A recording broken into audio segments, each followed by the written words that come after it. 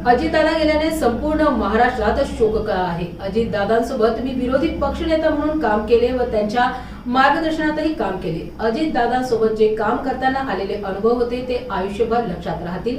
इतर राजकारण्याप्रमाणे गोड गोड आणि गोल गोल अजितदादांनी कधीही बोलले नाही। ते निर्भीड आणि स्पष्ट बोलणारे नेते होते असे म्हणत शिवसेना नेते अंबादास दानवे यांनी उपमुख्यमंत्री अजित पवार यांना भावपूर्ण श्रद्धांजली अर्पित केली।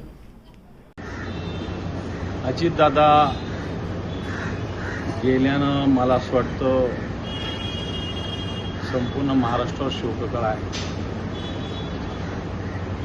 अजितदादांसोबत मी विरोधी पक्षनेता म्हणून काम केलं आणि त्यांच्या मार्गदर्शनाखालीच केलं। म्हणतो त्या काळात त्यांच्यासोबत काम करण्याचा जो अनुभव आला तो आयुष्यभर लक्षात राहील असा अनुभव आहे।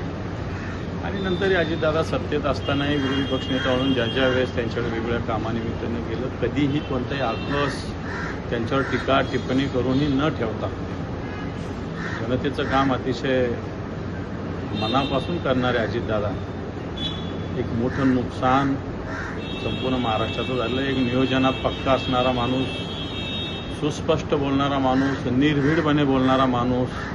नाहीतर राजकारणामध्ये बरेच लोक गोड गोड गोड गोड आणि गोल गोल गोल गोल बोलत असतात। दादा गोड आणि गोल या भानगडींना न पडता स्पष्टपणे ज्या भूमिका त्या मांडत राहत आलेले, मला वाटतं असा नेता या महाराष्ट्राला यानंतर मिळणे नाही। दादांना भावपूर्ण श्रद्धांजली आहे।